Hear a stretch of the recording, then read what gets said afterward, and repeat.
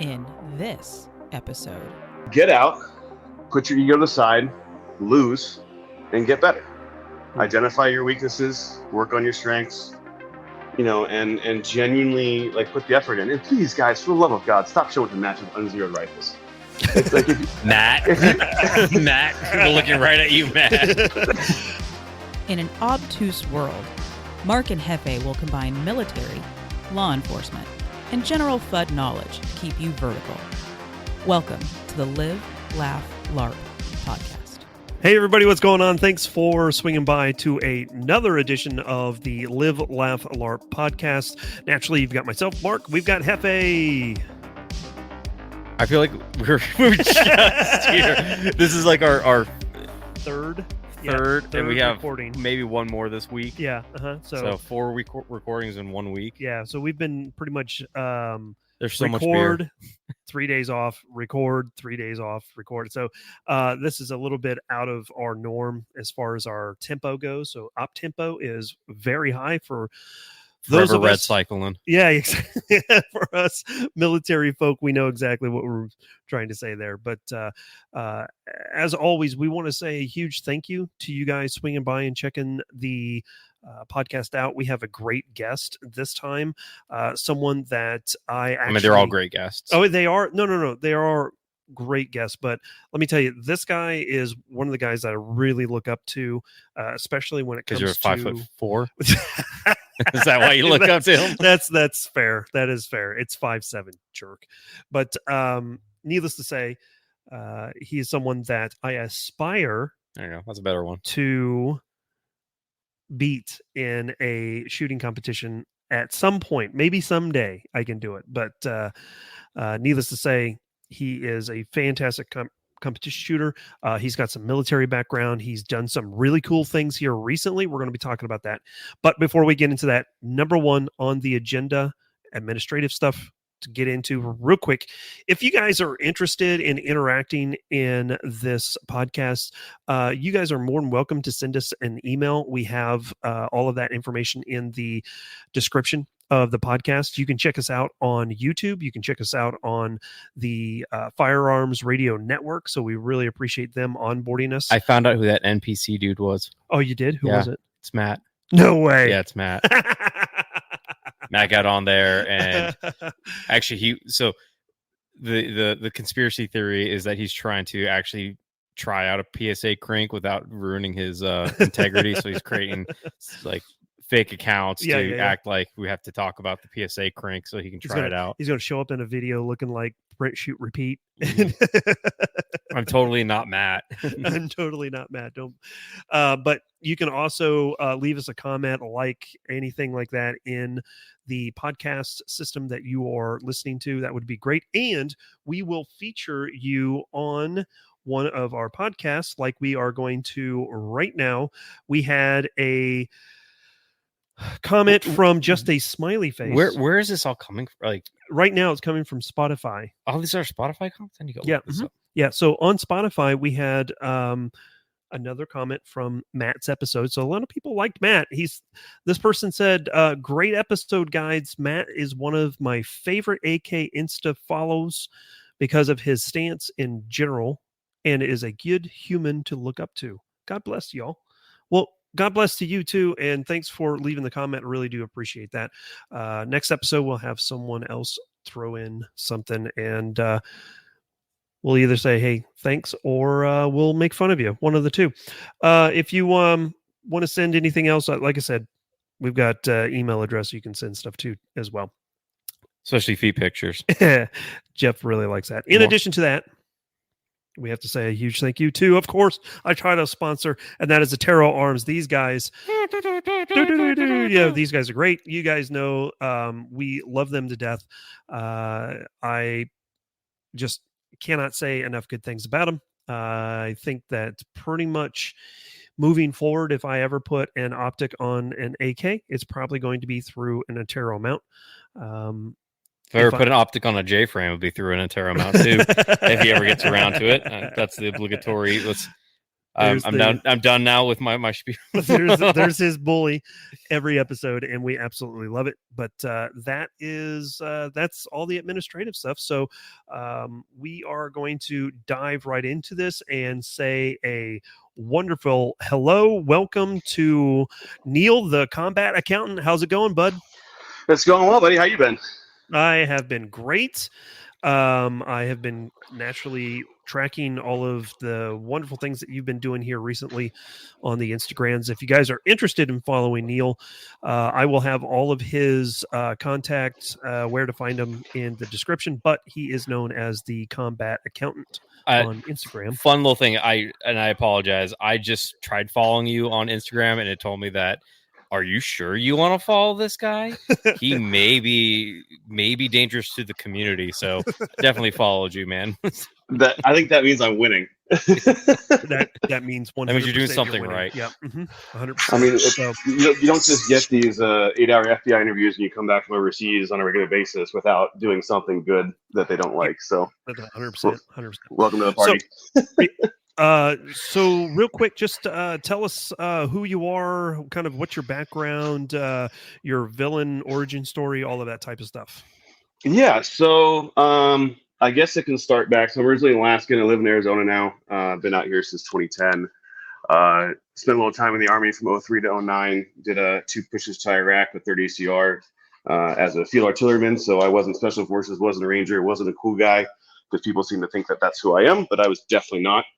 After I got out of the Army, got a medical retirement, and got into military contracting, working for a company called Sons of Liberty International. Did a pump to northern Iraq to fight ISIS in 2016.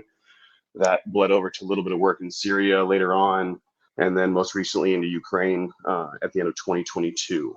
I got into competition shooting in 2017 after watching, a lot of people can go chase their roots back to this, the in-range TV with Forgotten Weapons, doing their 2-gun action challenge matches down in Tucson.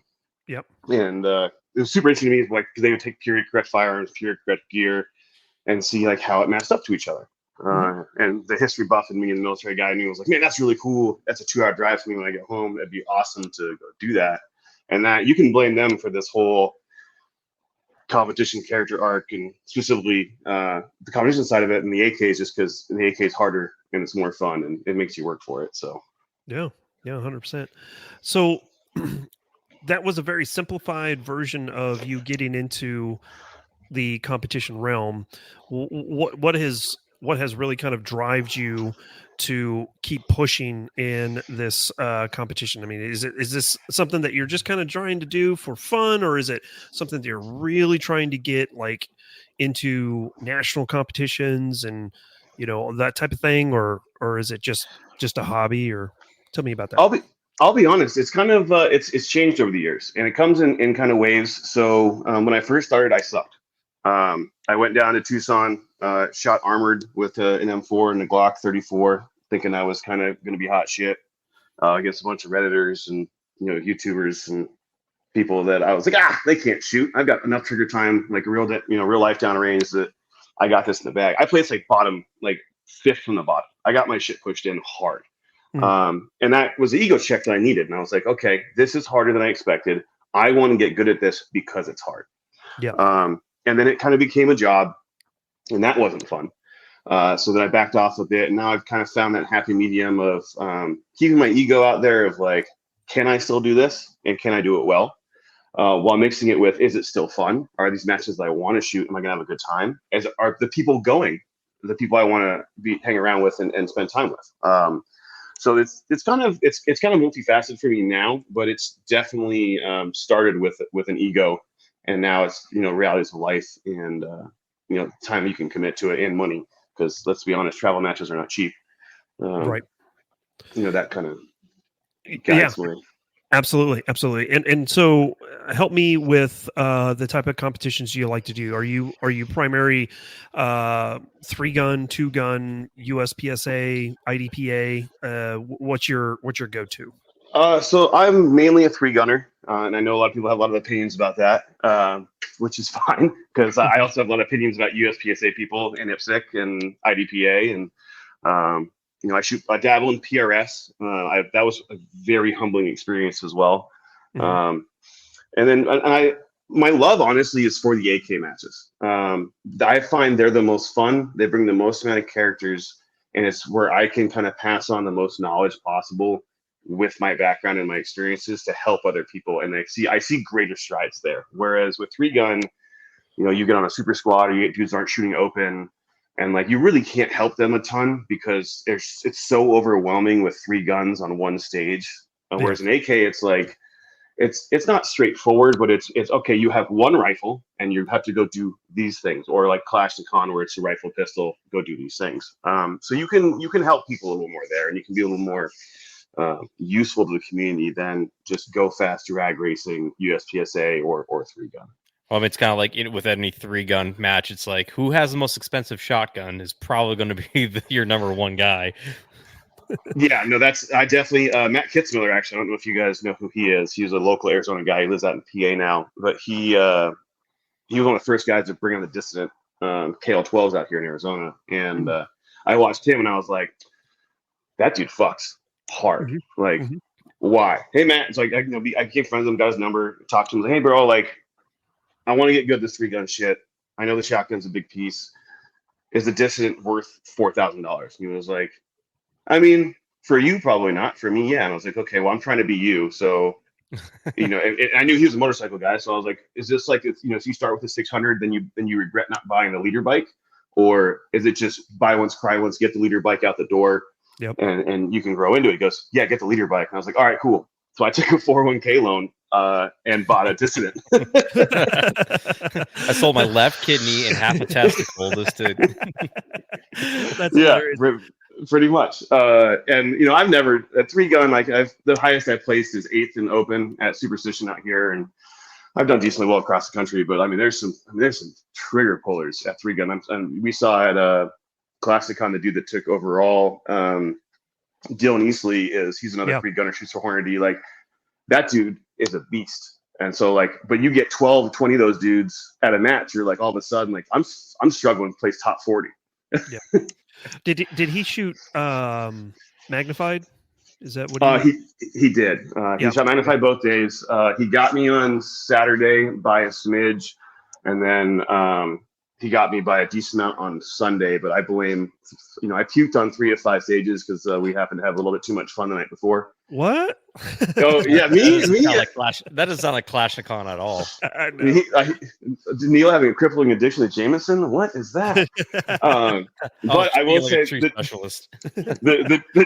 two stages I didn't puke on, I did have overall wins on. So I was like, all right, so I just need to not be dying, and I can shoot this guy. So it made me feel a little better. Yeah. How did you like the new range for Kalashnikon? It was different. Not in a bad way. I missed the mover we had last year at 300. That was pretty sick. You don't see that much. I liked it for its challenge, but hated trying to shoot it. Yeah, and that's the thing. It's like I have like kind of a fucked up mindset where I'm like I enjoy struggling because I know I'm learning something. If it's all plug and play, point and click, what's your takeaway? Exactly. But if you're dying on a hill, you're like, okay, now I've just identified a gaping issue in my skill set that I need to address, and that's I like taking that as a positive instead of focusing on, man, that fucking sucked. That was hard, because it is, but you're gonna the more matches you shoot, the more you travel, the more you'll see that, and then you can take that flavor back to your home range. At least I try to. They don't really listen much out here, but be like, hey, I saw these things at these majors. And they're like, yeah, that sounds really hard. Like, yeah, so we should do that. And they're like, no, but it's too hard. It's like, no. It's too hard for you because you've never done it. It was too hard for me before because I've never done it before either. But now that I've done it, it's not that hard. But I want to continue to get better at this. That kind of thing. So. Yeah, and that's one of the things I would like to see them kind of pull into Kalash Bash too, is we have the opportunity to shoot more than like 200 yards. They have that what they call Bay 3 or Bay 4, which is way up on the north side of the range. And so you could stretch the legs out to 400, 500, 600 yards if they wanted to. I would love to see them try that to see what kind of feedback that they would get in future iterations. So Yeah, no, that would be super fun. Like I say, Class Bash, we go out. You haven't shot Sons of Liberty Gunworks Carbine Series, have you? No, unfortunately, not yet. So that one, that's one of my favorite rifle only matches of the year, and I've run that the last couple years with either a Galil Ace or a AK-74 with a dot, and we'll push those out to 600 out there on that long range stage. Mm-hmm. And it's a good time. It's humbling. You realize that, like, if you don't know something, again, you find out that the parts you're training that have deficiencies, because if you don't have a proper zero, like, oh, you get zero at 25 yards, well, have you reconfirmed your windage at 200? And then do you know your holds past that? And most people don't, because honestly, a lot of guys just don't have the access to that distance to find out. Yeah. But being able to do that at that match is a ton of fun. I love long range. I love getting my shit pushed in, and it happens less and less, and that's a lot of my ego talking, and I try not to have that come through. But like it's hard to, when you shoot enough matches over the years, like you stop seeing new stuff. So when you do, you get really excited about it. Yep. Yeah, I could definitely see that, understand that, because the only match that I can really get to locally here is, it's about 50 minutes away. It's in this, like, it's in the middle of nowhere, and the furthest that we can shoot is about 300 and typically it's about 300 to 315 yards. This last time, they did make it a little bit more challenging by having like an 8-inch gong at 307 yards. So that made it a little bit more challenging for a lot of people. But still, that's a stationary target. If you have magnified optics, you understand your dope. That's not going to be that difficult, So trying to branch out besides Kalashnikov and Clash Bash sometimes can be a little bit more daunting than a lot of people think, but at the very least, sure, those are a lot of fun, and I always get an opportunity to see people like yourself being able to compete with you and Soli and Clay and Adam and all of these guys in our squad at Kalashnikov. Man, that was unreal to just be able to see the way you guys tackle some of these stages is very, very interesting. And the way that you game it is always interesting as well. And I just don't understand, how do you get to that point where you're like, okay, here's the stage in front of me. What's kind of the mental process that you go through to say, this is how I'm going to approach this stage? Or is it just kind of, you've done it so much that it's second nature? Oh man, that's a good question. That's going to be hard to explain, but I will take my college try at it. And let's be honest, I've gone to college like 6 times, and I only have an associate's degree, so you might not get the best answer out of me. And also, don't sell yourself short, because I remember talking a little bit of shit to you when you came off the long range stage, and I think you had like 2 makeups, maybe. Yeah. It was like you were like, man, I'm so nervous about this. I don't know what to do, and then you just crushed it. And I was like, oh, YouTubers can't shoot apparently. Oh, I'm so scared of long range. And you just killed it. And I was like, man, fuck this guy. But for like stage playing and stuff, a lot of it comes from knowing how things are scored, knowing how things are supposed to flow. There wasn't a lot of good examples this year at KCON. I'm just trying to think of matches that we've shot that I can kind of throw things at. Because a lot of it stems from, like, all right, so if you're moving, you should either be shooting or reloading. Try to minimize your amount of movement, minimize the amount of steps you take. The minimum amount of shooting positions it takes to clear a stage. Like AK Masters, they had a couple of base stages that were kind of USPSA style that applied to.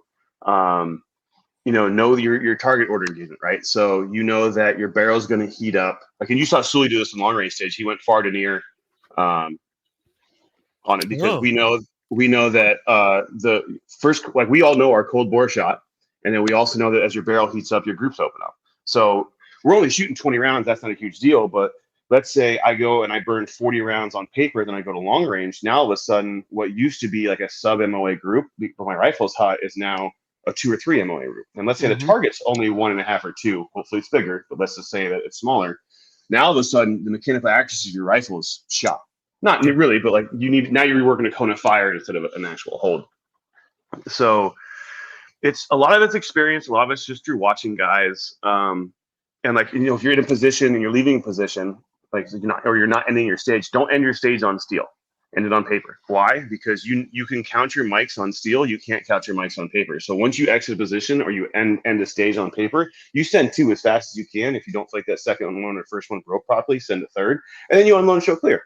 And then you walk over and go, man, I sure hope that worked out. But you're not going to sit there and die on that hill. Right.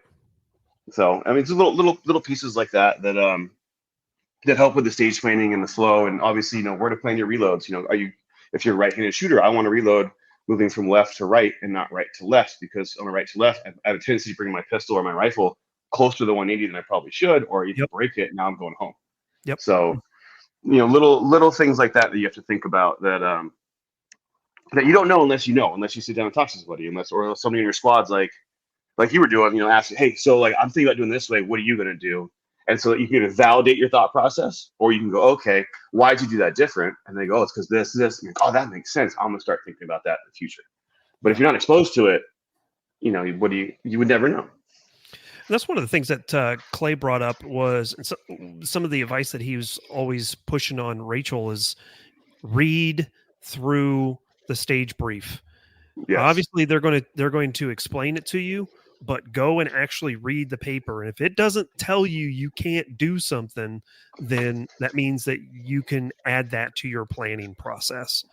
One of the joke things that I brought up at Clash Bash was there was a stage where you put your rifle and some rounds inside of a box, and then you open the box and you load as many rounds as you want into your magazine.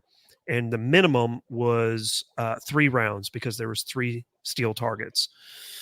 So it was kind of, do you understand your dope at, like 75, 100, 125 yards, load that many rounds and then go. I knew that I'm probably going to miss at least once, so I should probably add 5, put 5 in. But then I looked at the guy and I was like, hey, can I put my Podovich loader in here and load it with that? And he looked at me and he said, no, you can't. And I said, it doesn't say on the thing I can't. It just has to be loose. That's all it says. And he was like, I was like, I was like, I'm not going to do it. I'm not going to do it. No one else is doing it. But I'm just saying, it doesn't tell you, it doesn't say that I can't have a loader in there. It just says it has to be loose ammo. So I know that's an extreme example, but those little things to make you kind of get those creative juices flowing to see how can I game this. Another stage at Clash Bash was just like USPSA, you have like lanes mapped out with like what 1x1s on the ground that are staked in. I always thought you had to stay inside those, and it turns out no. You have to shoot inside those. If you need to run around a barrier, you most certainly can do that, as long as they tell you can't do that. If they don't say anything about it, you can run around it as long as you shoot within those parameters. And I was like, man, I never even thought about that type of stuff, So it's just inexperience, I think. Yeah, absolutely. And that, so funny thing, at that same range at the Ranch, Texas, when they do the Sons of Liberty, they will have stages that instead of having the 1x1s or whatever shooting positions they make, they'll have like yellow cord that's elevated, like maybe like 4 or 5 inches, just high enough that it's an actual like tripping hazard of like, hey, you are not allowed to exit the shooting area to the transect. You must travel through. You cannot go around. And I was like, man, there goes my whole stage plan. All right, I got to think about this again. So like you're 100% right. Like as long as you're in the shooting area, you can shoot for the most part, right? And then I'm sure you've seen from some of the footage from AK Masters. A lot of us were doing the USPSA fall on a target on, I think it's stage 5, where it's. Yes. I mean, as long as I'm not touching the ground, I can still cook rounds for whatever angle I need to get out of here. As soon as if I squeeze the trigger and my 1 foot is touching the ground outside the shooting area, obviously that's a foot fault. But I mean, I watched a couple big name guys take some big name falls on that exact corner because they were like sacrifice for the body and click, click, click, click, and then into the ground. Yep. So what has been some of your favorite competitions that you shot so far? Oh man. So this, I mean, it's a lot of the regular ones. So I like KB because the atmosphere. Mhm. That's a party that a match happens at. Like that's a good time, and like you get all the AK homies there, and like it's just like you cannot have a bad time Right. at KB. Clashnicon I like because it's kind of a nut puncher. AK Masters again, it's more for the people for me. I went out with Pro 2 Customs and IWI this year, so that was a fun time, and we had kind of a little house that we got into some shenanigans at. So I mean, those are good. I'll tell you which one I don't like. The Red October Class Now Championship out in Vegas. Really? Yeah. So that I like. We have one here, Red October Cold War, which is here at Rio Salado and down the street from me. It's pretty decent match. It's more 3-gun style, but and I feel kind of bad talking shit about the OG Red October, but back when it was at SUPs and you were going into mock tanks and you're jumping into trenches and you're jumping into foxholes and into bunkers and you're using all these really cool props and things you don't see anywhere else. That was so neat to see. And I unfortunately got into competition AK shooting after the last year they had it at SUPs, before they changed the rules. So then it went to Pro Gun Vegas. And my hat's off to the guys that organized the match. I don't think they're doing a bad job there. It's just that facility is trash. The terrain is nothing but sharp rocks and dust, and you can't get your buggy anywhere. It's I feel like it's uphill both ways.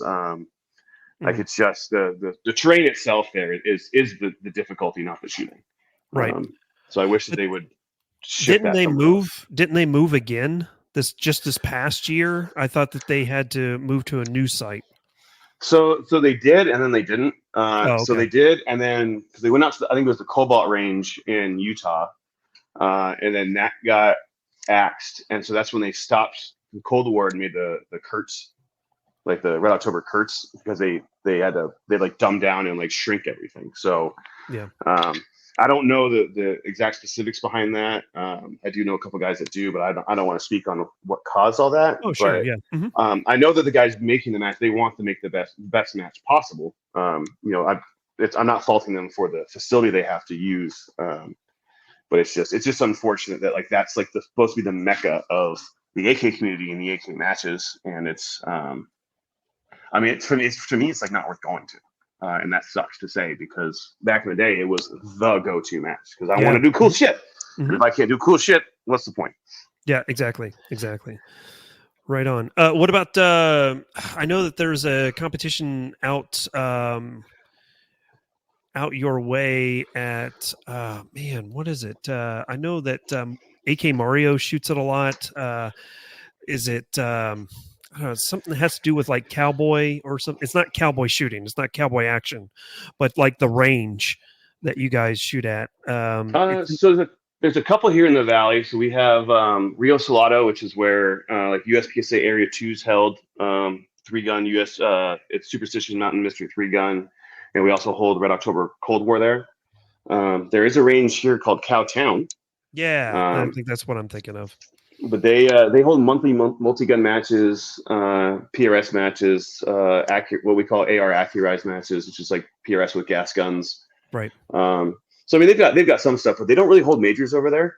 Okay. I know when Red October was canceled 2 years ago, maybe 3. I think 2, so. I think now. Clay and Rachel were on their way out, and so they went to Vegas, did their thing, and then on the way back stopped in, and me and Mario, a couple other people hosted them, and we just did a impromptu machine gun shoot and kind of fun time. But I think if it's an AK specific match, it has to be the Red October Cold War here at Rio that you're thinking of. Yeah. Well, here's another angle that we've been talking about AK matches and stuff like that, AK competition specifically, and something that I still haven't like drunk the Kool-Aid on is we're at an AK match and you look around and this is by no means a slight, but you look around and you see all these guys with Galils, and you're like, okay, wait a second here, you know, and I get it. I understand from a competition aspect of it. The Galil is probably the most like easy as far as like competition goes, because you can either get the Rock and Lock or you can get the Stenag Mag versions, and so it really slims down or helps your manual of arms to get you as fast or as competitive as possible. Is that kind of the angle that you take when you run your Galil Ace, or is it just because that's the rifle that you like and that's the one you want to use? Or, you know, because from my perspective, I'm like, look, guys, it should be an AK, you know, it should be Rock and Lock to equal that playing field. But at the same time, if they're not going to restrict it, then why would you not, you know? Complete side note, and I've been quiet for a little bit. Would you consider a SCAR an AK then? No. No, short stroke gas pistol instead of long. Oh, okay. Yeah. And Sorry. the other reason But too, close, pretty close though. yeah, it's pretty close. And like for Clash Bash, they accept the Galils because it accepts an AK trigger, and that's kind of the defining, you know. So I got I'll find something. I wish you could see my face right now, because it's I've had this conversation with a lot of people specifically lately, and you know, we had it back at KCON, like very but briefly. Right. So let's dive down into what the Galil Ace is, and of course I'm gonna be biased because I do shoot an Ace and I like to justify my purchases, but there is a little more thought that I put into it because of this exact conversation. So I run a Galil Ace with 22N, which is their 5.56 Gen 1 Rock and Lock. You know, so I went to Rock and Lock because of there's no argument we had, oh, it takes PMags, it's faster. No, it's a Rock and Lock, it takes old school Galil area mags. That's the same. It's a long stroke gas piston system, same as an AKM. It has the same gas block journal in diameter and location that an AK does. They're literally interchangeable. The Galil bolt carriers are 100 spec, meaning all of their bolts will fit into all of their carriers as long as the gas system's the same length. You can modify, if it's just because it's a milled receiver, you have to modify AK triggers just a smidge to get them to work in there, but those are drop-in as well. Recoil springs are interchangeable. Stocks outside of the rear trunnion are basically the same. The only real advantage you get from a Galil Ace is they're inherently more accurate because they're built with tighter tolerances. That's fundamentally going to be the only mechanical advantage. Now, I'm going to say this as nicely as possible. You're not losing to somebody with a PMag AK because of the reload. Right. It's okay. Like, and that's the biggest argument people make. You know, oh, the AR mags. Don't be wrong. Like, if I'm running a D60 against 230 rounders, yeah, that's 100% advantage. I'm not arguing that. It's when you're doing, like, for my Galil, I've got a 50 round stick mags. That's pretty close, and most stages cap about 40 to 45 rounds needed. Mm-hmm. So, you know, there's no real advantage there, and the problem is that majority of AK shooters haven't gone out and got their dope, haven't gone out and taken the match seriously, so they're missing more than they're hitting. Right. And they're blaming that, like, oh, he's a faster. Like, he never is a 20 round stage. He never had to reload that rifle. So what's the complaint? Mm-hmm. Mm-hmm. Now, like, let's say now, if you bring in a D60, like if you just take drum mags out of it and you go, okay, stick 40 round stick mags, which is, you know, a 45 round Molot or a 40 round 7.62. Now we're at the same mag capacity. There is a little bit of a speed difference, but that's not where people are losing. Like, you're not losing 30 seconds on a stage on your reload. You know, I would lose the Sully maybe by tenths of a second or half a second on a reload, but majority guys that are worried about that, that's not where they need to be focused on. That's not what they need to be. They're blaming gear instead of lack of skill set, which is going to take time, and that's hard to realize that, hey, like, I'm not as good as this as I thought I was, but within my little social group I am. But now I'm hanging out with the big dogs. They're pushing my shit in. So Go ahead. Yeah. I was gonna say it's that I mean, after talking with Matt and a couple other guys, is Matt says he buys gun, throws optics on it, never sights it, and goes to these matches. Yeah, he does. And he just kind of hopes for the best. And I feel like that's a very normal thing to do. I can't say I have done that myself several times. I mean, everyone in this room has done that several times.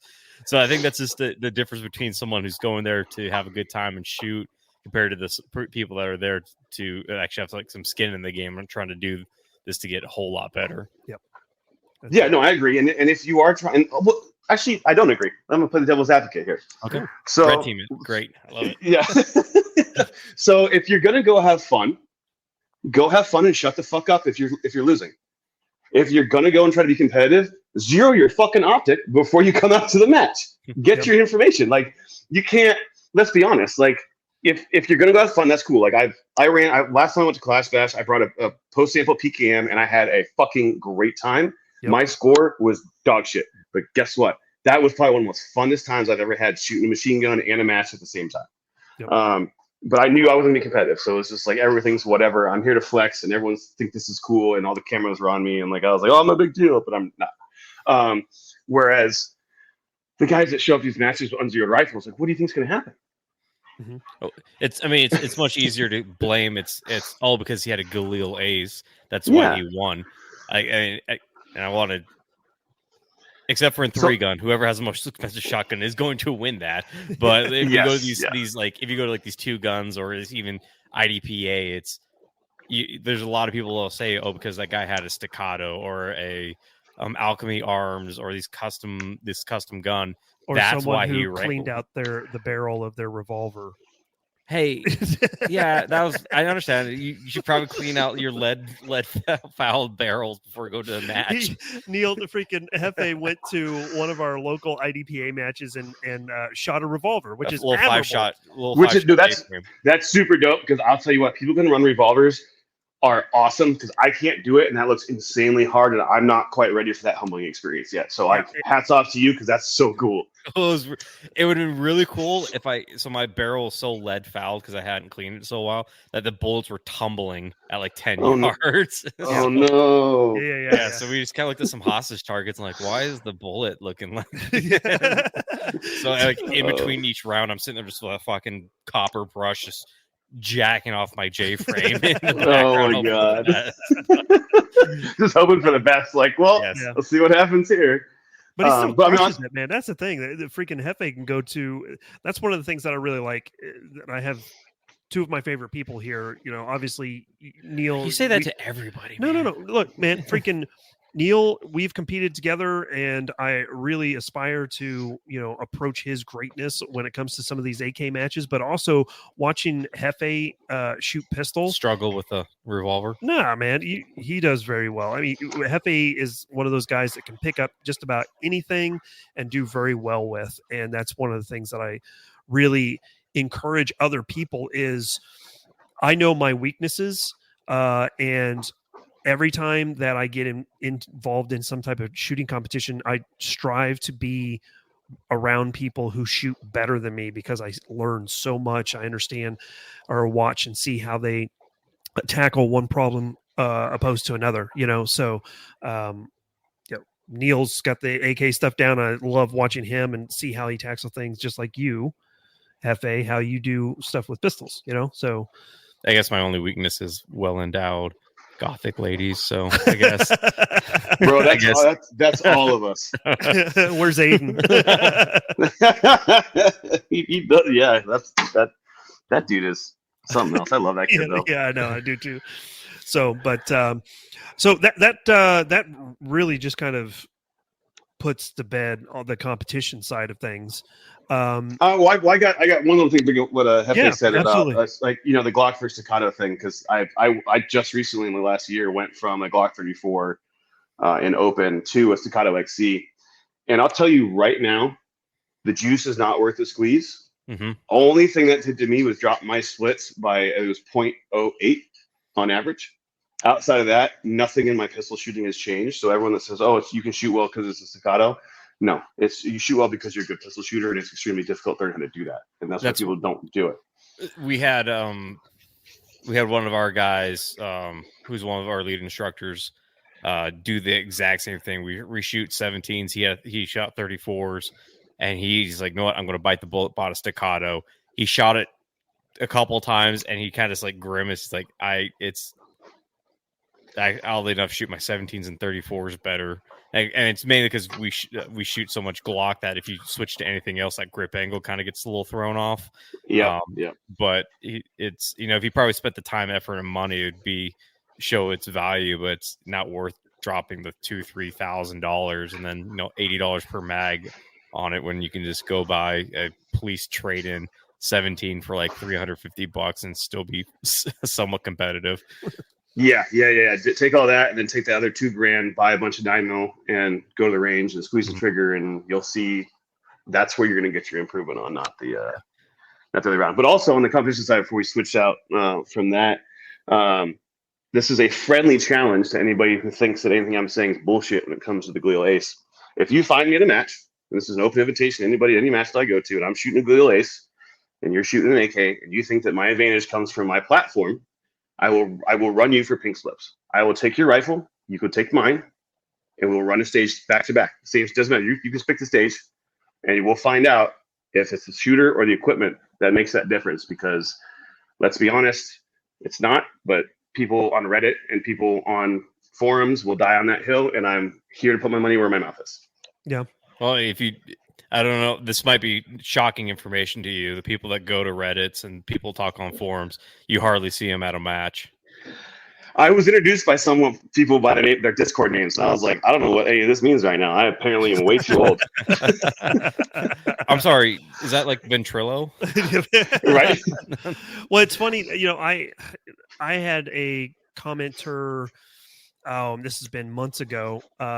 Comment about how horrible of a shooter I am, and this and that and the other. Oh, that was me. Sorry. No, that wasn't you. It was this older gentleman, and I says, well, anytime that you want to come out and shoot against me, and shut me up, you're more than welcome to come out and shoot. We have a 2-gun match every other month, and we have a IDPA match every other week of the month of the year. And and he's like, well, I'll do that. And I says, okay, well, here it is. I sent him all the information, and he's like, oh, well, that's an awful long drive, and that's a lot of ammunition to waste on somebody that's not going to listen to me and this, that, and the other. And I was like, this is where I'm going to be at. If you show up, great. If not, shut up. About to get Chris Exactly. Kyle, dude. No, but it's actually fortunate that he didn't show up, because I really stunk that day.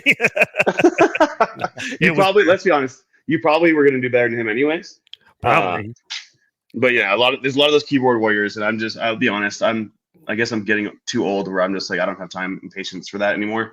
So if you don't want to run for pink slips, we don't have to run for pink slips. But if people are going to die on the hill that a Glial Ace is that much better than an AKM, we can trade them. I can run them.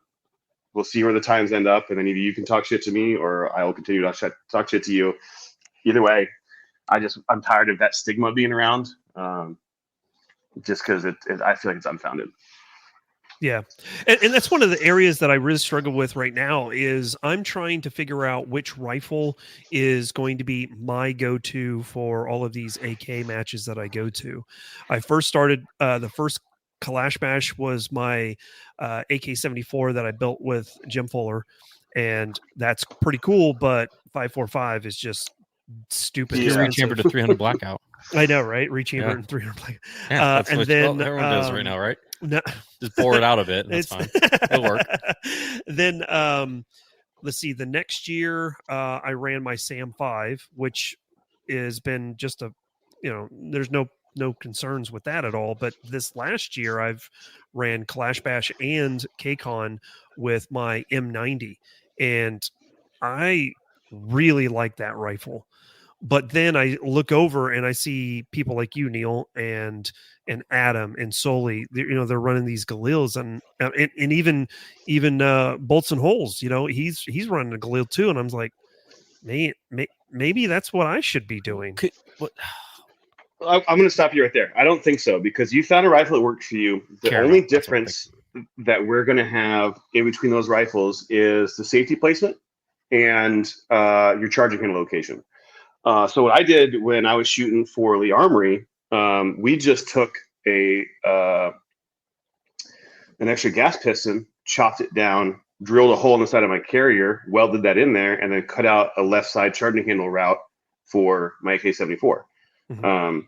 So the Galil Ace is just a raced out AK without all the extra steps. Is what I'm trying to say. That Yeah, so yeah. it's, I think whichever one you shoot best with, and we had this conversation pre-KCON, Mhm. whichever you shoot best with, set up that you can swap optics. So if you want to shoot irons limited, irons limited, or like tac ops or open, you Mhm. have the options to swap those optics out, because that's what most of my guns are. I don't have a ton of optics because they're just so expensive. I'd rather Yeah. spend that money on guns or ammo. So I have one Vortex Razor 1-6 that bounces around between whatever gun I need it on. Same thing of Vortex UH1, an aim point. Like I don't have, well, I have the means, but I don't like spending the means on Mhm. things that just sit. So I'd much rather buy something I get a bunch of use out of. Yeah. So I would implore you to do that, and figure out the setup that's most comfortable, that you shoot best, and only change the optics based off the division you want to run it. Yeah, that's a good point. That's a very good point. So you got anything else? No, it's just, I mean, it's funny to hear. It's very like similar to any sort of competition people that talk about their race guns, where it's I need to, I have a Daniel Defense like DD M4 Mark 11, and I need to really upgrade it so I can really squeeze out that extra 6.5 minutes I to get to 50th place. And you're just like, how you be a better shooter, man? Like I don't get it half the time. And that's always been my issue with competition shooting. I'm not a huge competition shooter. I just shoot for fun. Right now, most of my money and time goes to training events and getting off the wall skills. And that, because that was always the big thing, is everyone's chasing that next high of that next, hey, I need to buy that this guy smoked the competition, therefore I need to have a similar setup as him. Then it becomes a game of money more than a game of skill at a certain point. If you look at the guys that are running doing like the grandmasters at any pick your poison, be the like the revolver guys or rifle guys or pistol caliber carbine guys, eventually you're going to find out they all run the exact same stuff because they have gamed it to that level where they're number one in their field. And then you have these guys that are us. It's like, as like, I go to a couple shooting competitions a month, maybe a year. But I need to spend the same amount of money as the number one guy so I can be the number one guy. So Yeah, and I'll put my ego in check here, because I've been talking quite a bit of shit about the community in general. But like I run a lot of the same equipment that like AJ Anthony does, or Josh Froelich, and they absolutely crush me every time I go against them. And we're talking not just by 10 seconds, like we're talking like 100 seconds, 120 seconds. I'm like, where did you find 6 seconds on a 20-second stage? He's like, it's just there. I was like, fucking where? So like, with all me sitting here being so critical about people worrying about the wrong stuff, like, just know that everybody listening, that there's always something bigger, there's always something better, and it's not a gear race. Like, it is to a point, like you were saying, but it's at a certain point in time, those dudes are just so dialed in that whatever you do is not going to do anything. Like, it's not moving the needle at all. And I'm trying to remember this dude's name. I tried bringing him up the last time. There's a gentleman that lives out about a little over an hour and a half from us. He does mainly the tactical games, and he's not like one of the top placers. He does okay enough where his name is out there. And he I think he's sponsored by Magpul and like 2-3 other companies. I mean, this man has a training complex called the Barn, and it's a CrossFit gym, like a big barn with a CrossFit gym with like a 600-yard gun range right out there. Like, you can just sit there and get on the assault bike, roll off of it, and start shooting 600 yards. Like, those are the guys that, yes, buying the $4,000 to $5,000 rifle is going to be the number, like, is going to be the difference between you getting first and second. For us normal, or majority of us normal plebeians that work a 9 to 5, you're go get a stock lock, go get a stock-ish gun, spend a ton of money on ammo and going out to the range, and you're gonna get a lot more bang for your buck on that end. And then go compete and see what needs to be added to that. But going out and buying the the $4,000 Saiga 12K shotgun because you're the guy that is number one in the nation uses that isn't going to make you number one in the nation. Right. And then you're talking about Jacob Hepner is who you're talking about, right? Yeah, that guy. Yep. We were trying to figure out him the other day. Man, he's a beast. That dude's wild. That is a monster, and that's his life. That is his number one goal in life is to be a monster, and he does it really fucking well. Your job is, and majority of us, our jobs are not to do that. Our majority of our jobs is to be an average person, to make those guys look even cooler. Right. So speaking of average guys, we went almost 45 minutes to talk about, or 50 minutes to talk about gun competitions. How did this all start for you, man? Like, what started the craving for firearm violence? Hey, what's that? It's like, hey kids, do you like violence? Yeah. Be your friendly neighborhood drug dealer. Right. Hey, kids, so no, so like I mentioned very briefly in the beginning, I'm originally from Alaska. And that's kind of inherent in the Alaskan culture is firearms. Not competition at all, but 22s, hunting rifles, self-protection, hunting for food, that kind of stuff. And so that's kind of where I learned how to shoot on a very basic level. And then I joined the Army in 2002 and got a little bit more trigger time there with more dynamic shooting solutions, if you will. As I don't want to be too buzzwordy. But you learn how to shoot moving targets, learn how to shoot things at distance, human size, human torsos, silhouettes, those kind of things. And then obviously, Iraq, you get to put that in action. And I never really had a desire when I got back, I got out of the Army until, so I picked up a contract. I went to Northern Iraq. I was working with the Kurdish Peshmerga, a little town called Teleskov, Iraq, just north of Mosul in 2016. And on my downtime, I would watch the Inner-Range TV and Forgotten Weapons collabs on their two-gun action challenge matches. And I was like, man, that looks really neat. I didn't realize that there was a community of shooters that wasn't just jerseyed shooters, the go fast guys. There's some historic elements here. We're taking some cool firearms, like they're running the AKs that I'm running right now, but in competitions and on timer. They're putting them up against M16s and M4s and AK-74s, and they're doing bolt gun things and this, that, and the other. And this really piqued my interest. And I'll tell you what, it was super intimidating to go down to my first match because they hold those down in Oro Valley, I think is where the range is, and just outside Tucson, about 2-hour drive from me. And I kind of nutted up and said, you know what, I'm just going to go do this. And like I said before, I was really confident going into it, and I turned out I was overconfident by a significant amount. But it got that bug. I shot my first match. I shot armored, so I had the JPC and the plates and stuff I'd been using in Iraq and Syria, and so I had to leave the same uniform. I had a 16-inch M4 clone with a Glock 34 with irons, and I was like, here I are, we're going to do this. And the learning curve was steep.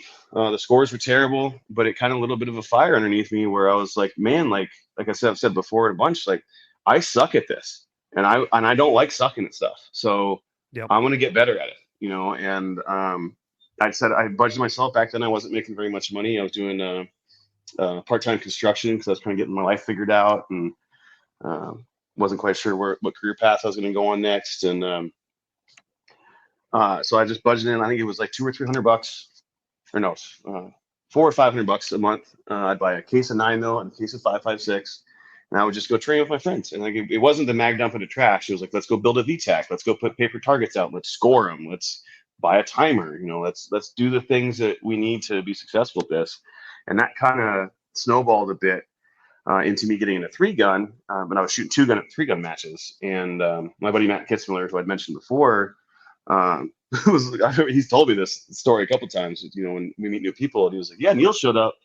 I was like, hey, who's this fucking tactical dork? Because I'm wearing plate carrier camo, he's wearing his go fast stuff, and he saw me shoot. He's like, okay, Like he's not a good shooter, but he's better than the rest of people that dress like this. Maybe there's something I can help teach him. Maybe there's something here that's not just a nerd that wants to get out and LARP around. And that kind of what took me down the 3-gun path, and that sent me spiraling down the giant black hole that is spending money on competition gear and matches and things. I'm sure you guys all know. Like I got to the point a couple of years ago, I shot I think 16 or 18 travel matches in 1 year. Oh wow! Nah. I shot 3 majors in 6 days, which I recommend no one ever doing. Wow. Like shot a major in Arizona, drove to Utah, shot another one there, drove to Vegas, shot another one there, and then came home. Don't do that. Highly recommend. That's the worst experience of my life. I'll never do that again.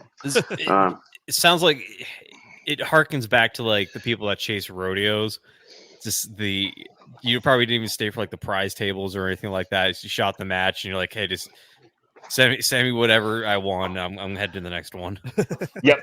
So it was the first 2 I shot the staff match at, and then the last one was a PRS gas gun match that I stayed for the prize table, thankfully, because they didn't have enough shooters sign up. So I got the prize table like 3 or 4 times, and I got basically. I'm not sure if you guys are familiar with who Coltac is. Yep. So I basically got like their entire soft goods catalog at that match. Nice. Which was this was the Bill Guzman gas gun challenge out in Vegas, put on by Sin City. Okay. Highly recommend. Great time. They don't. It's a PRS match, but they don't allow bolt guns. It's only gas guns, and your divisions are by barrel length and magnification. It's kind of a unique experience. No, that sounds pretty cool. I've wanted to get into PRS so badly, but every time I'm left-handed, so every time I even think about trying to get into PRS, I'm like, well, add another 30% on whatever gun you want to buy, and then just and then left-handed bolt, and then double your cost of everything. Yeah. Yep. Yeah, like you want a tripod, that's $1,000. You want good glass, that's $8,000. You want decent glass for your rifle, that's $4,000. Like, where the fuck do you guys get all this money? Well, it was one of those I didn't realize it until we went to a SHOT Show last year, and they had like a PRS. Like we went to the range day, and they had like an entire PRS section set up, and we shot like a $15,000 rifle. Mm-hmm. That's including like the rifle and glass custom made, and within like a shot or two, you were hitting steel at like I think it was like 1,200 yards. Yeah, with a 6.5 Creedmoor. Yep. Yeah, like, some sort of 6. Yeah. You're like, for sure. oh, that's where all this money goes. What's the name of that Detroit? competition that you wanted us to do together? Oh yeah, the Mammoth Sniper Challenge. Ooh, that's a good one. Yeah, we were talking about doing that one, but do it with like com block weapons. Yeah, do it with an AK. Dude, you're gonna have such a bad time. do like an AK, and then I mean, if you could, well, you can't shoot 54R in that match. You have to shoot 308. So like find some sort of like 308 either. Do a Zastava M77. Yeah, like M77 or M21, whatever they have.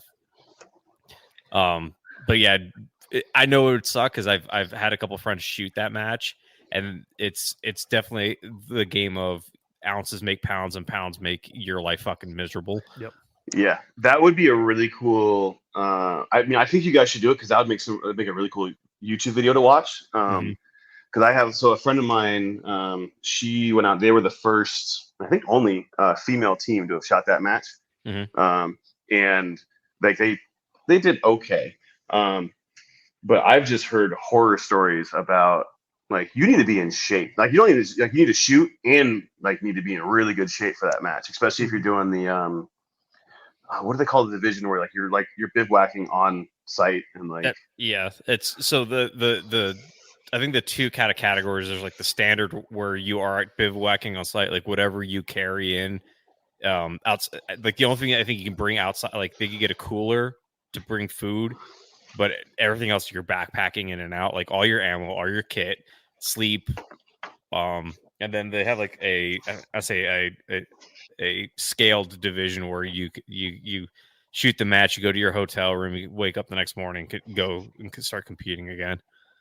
That's more my speed nowadays. Yeah, I mean it would definitely be a fun challenge because I know there's two of them. I can't remember where one's in Georgia now, but I think the other one's like in the Pacific Northwest somewhere. And like I don't think you'd win. Like no matter what you do, it'd be miserable. But it's definitely one of those games where you have, probably like a $1,200 like nice mystery ranch bag that is made out of, the blood of infants and carbon fiber.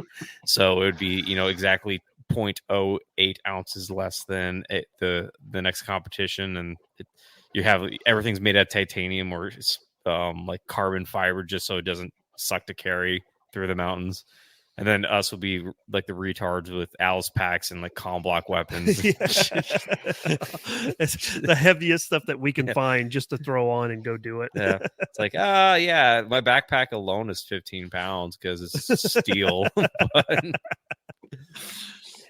So,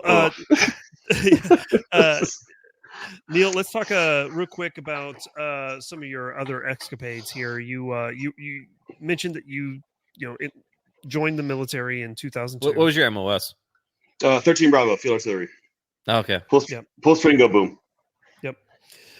There's a lot of jokes that we probably could. The Field Artillery guys? Yeah. Something about FA, and we'll leave it at that. Well, FA, and then you got the fisters who, they'll drive by in the Bradley and you see a fist come out and you're like, that's interesting.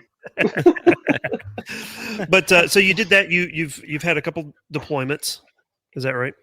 Yeah, I did the invasion of 304, and then we were responsible for setting the groundwork for the surge when we did the Battle of Telfar, which we called Operation Destroying Rights in 2000. And that was 2005, I want to say. We burned off the city and basically said, if you're going to stay here, we're going to kill you. And then the ROE went away, and that's what we did. And then they were like, hey, this works. And so then the surge happened because we had done that, which was kind of a neat, it's a neat story to be able to tell. We didn't realize we were making history at the time. And then, so they came back and then did another deployment. Like I said, Northern Iraq, helped them Peshmerga fight ISIS, doing the same thing in northeastern Syria. And then most recently, I did a very short training trip to Ukraine to go help their military train against the Russians. So that was another fun experience. I said the World War II Germans, but I forgot we're switching wheels. We're talking about a different conflict now. So talk to us a little bit about Ukraine. How did that materialize? So you've already done one interview with Ian from Forgotten Weapons, and I really enjoyed listening to that. But for those who may have missed that, how did that even get presented? I bullied that dude twice on accident now. So this is kind of a nonchalant way to end up in a war zone. So I going back to other jobs that I've had. So the reason I went to Iraq and Syria the first time, a friend of mine growing up, boarding school friend, Stephen Sutloff, was one of the first journalists beheaded by ISIS. So when I'd seen that happen, I kind of had a little bit of vendetta triggered in my brain. And then on my second tour, when we worked in Tel Afar, that's where very close to Sinjar, which is where the Yazidis were chased up the Sinjar mountain range by ISIS, and a lot of them were captured into slavery and executed and things like that. So I saw I had a personal connection with Stephen, and then I saw the work that I'd done on my second tour being unraveled, and so I was like, I want to get after these guys. So I reached out to a bunch of companies, got an answer back from Soli, and not Suli, our friend Soli, the company. Just for people to clarify, because they sound very similar. And I was actually flying helicopters at the time in North Scottsdale. I'd used my GI Bill to go get my CFII. Oh, cool. And was like, then I lost my medical. I was like, well, I can't fly anymore. Well, I may as well go fight this war. At least I'm familiar with this. So, went and did that for 6 months, came back. And then when I got back, like I was saying before, when I got into competition, I was working construction, got out of that job. My old boarding school friend owned an accounting firm, and she was like, hey, come work for me. I was like, oh, I don't know, I can't even balance my own checkbook. He's like, yeah, no big deal. I know you're smart. I'll either fire you or you'll learn it. And I was like, well, okay, no pressure. So 5 years later, I was running 2 divisions and had a great time, and then got burnt out of that. So being from Alaska, what's the one thing that we're all known for up there? Crabbing and salmon fishing. So an old buddy of mine, I'd done that a couple years prior. He was like, hey, we're going crabbing this year. You want to come? And I was like, bet. Put in my 2 weeks at work, ended up in Alaska, did crab and cod in the winter, went back out for salmon. So I'm fishing for salmon season. I get an email from my old boss at Soli. He's like, "Hey, we're getting a team together to go to Ukraine. Do you have any desire to come train guys?" I was like, "Well, I got to finish up this work up here. I got these matches I've already planned. Memorial 3-gun and Sons of Liberty Carving Series. He's like, let me." And this sounds so nonchalant. Like, let me see if I can fit this into my schedule. Let and me literally, pencil you in. that's literally what I did. So I got all my gear. Got all my stuff together because companies like that. Soli's a nonprofit company. It's the only nonprofit contracting firm in the world, and so went and bought my own gear, and they bought my plane ticket, and I shot Memorial 3-gun. And then I got home on a Monday. My flight to Ukraine or to Warsaw, Poland, flew out on a Tuesday. Got to Warsaw, got on a train or took a bus to Kyiv. Worked there for about 4 weeks. I was in Kyiv and then out east, just outside of Donetsk when that was popping off and real hot. And then had to literally take a train, plane, boat, and automobile to get back from that area to Kyiv to hop on another train to go to Poland, to come home, to get back on a Wednesday, zero my rifle, get back Wednesday, verified zero Thursday, flew out Friday, and then shot Sons of Liberty Saturday, Sunday. So I literally bookended a quote unquote combat deployment with 2 matches. Wow, that's crazy. So real quick, tell us if you don't mind the gear that you purchased to go over before you do that. Okay. Yeah. So solely Sons of Liberty International. Correct. And that's not like affiliated with Sons of Liberty Gunworks, is there? Just coincidentally named? Coincidentally named. Okay. Yeah. You said that like several times. Like, I didn't know they're going the Blackwater route. We're just like, we make ARs and we sell violence. I mean, if he wanted to get down that route, I'm sure I can make him. I mean, sure he knows enough people, but if he doesn't, I'm sure I can introduce him to some people that would love to run those rifles, and do what they're meant to be doing. Yeah, it just threw me off. So Mark had a question. Great question. I was just interested in the gear that you decided to take with you overseas for this training mission. What did you end up purchasing, and kind of the thought process behind what you did take with you?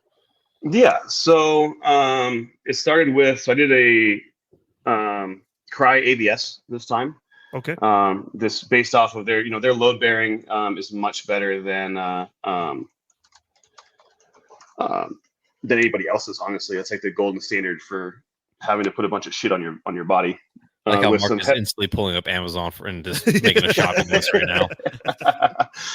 So yeah, the Cry ABS with their backpack and of course the Camelback.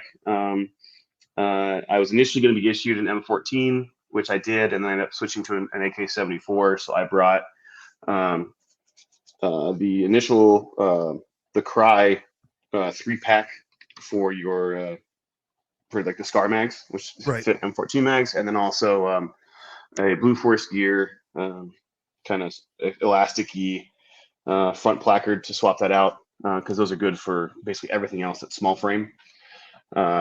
Another 2-mag pouch, and then a SSE, a sensitive site exploitation rig with an admin pouch on my chest. I ran helmet wise was a Ops Core.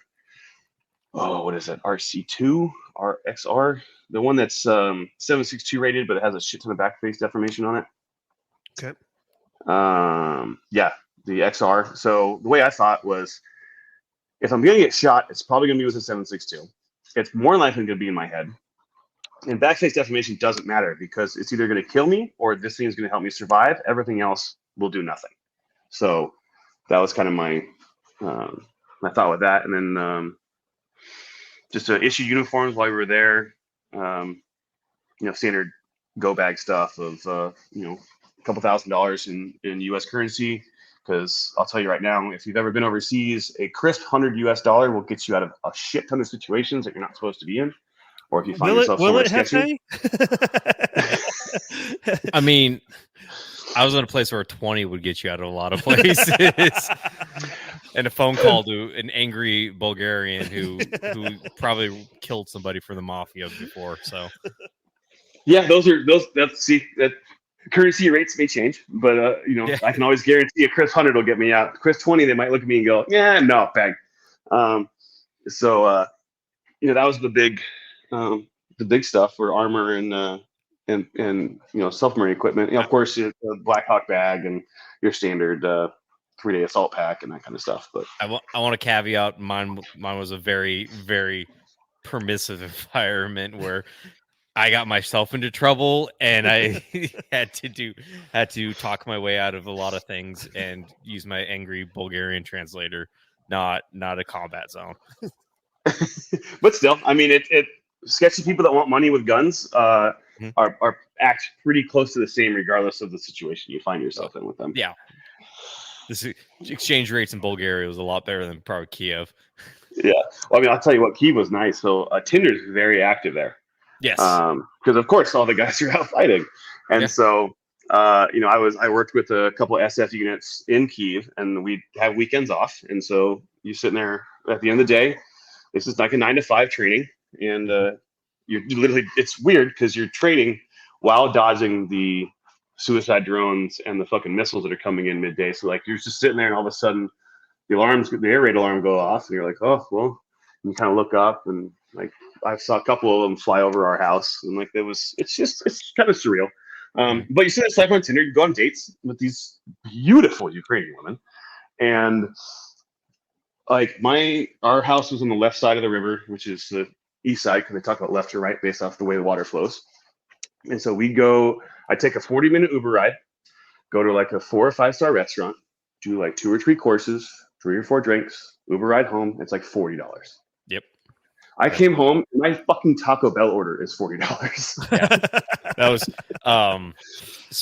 so just a little bit of background about me.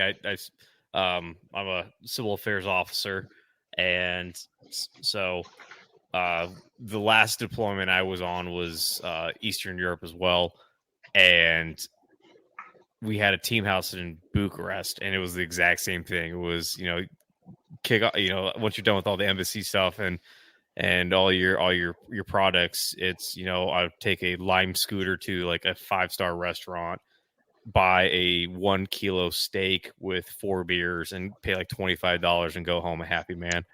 Yeah, that's wild. Yes. So if you guys, inflation's not a thing there, like no joke. Bucharest, Sofia are great like vacation spots. They are kind of pricey to get to, but once you get there, you will live like a goddamn king for like $100 a day if you want to. So, yeah. Can confirm. Warsaw, Poland's the same way. Yeah, all of Poland is the exact same way. And then, and for our single young like audience listeners, I don't really condone like the marriage tourism stuff. But I will make hear me out. But hear me out. I will make exception for Poland. Like, and I can't like bash it too much. I love my wife. Like, my stepsister's been the greatest thing that's ever happened to me. But I got married, and then like a month later, I was in country, and I was like, well. Shit. Well, if there's ever gonna be a strain on my marriage, it's at least to get it done at the beginning. So, no.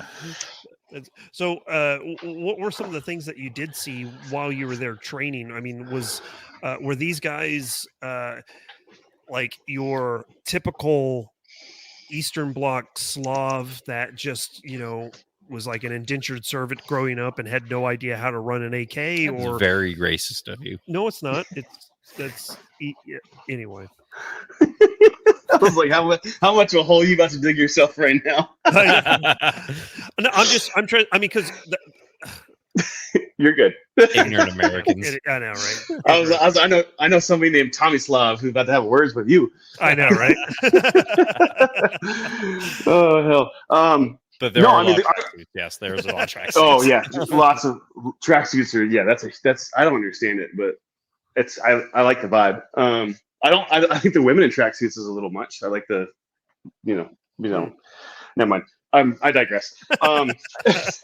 So the guys I worked with, they were actually pretty dialed in. So the first SF I worked with was on a federal level, and they've been doing go fast things since communism. So they were really dialed in, and they just needed a little more Western influence because of they still have that sort of that Soviet ideology and training method of if you're lower enlisted or mid-tier enlisted, like you're literally nothing matters, and if the officers don't do things and don't tell you to do things, then you just have no direction.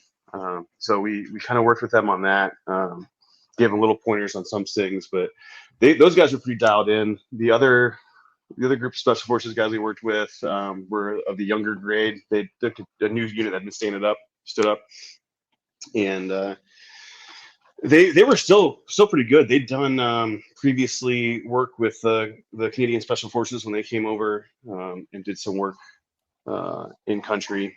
I don't know what time frame, but they were entry level post AIT competent, if that makes sense. Yeah. I mean, they weren't high speed go fast, but I wouldn't worry about them ADing into my back.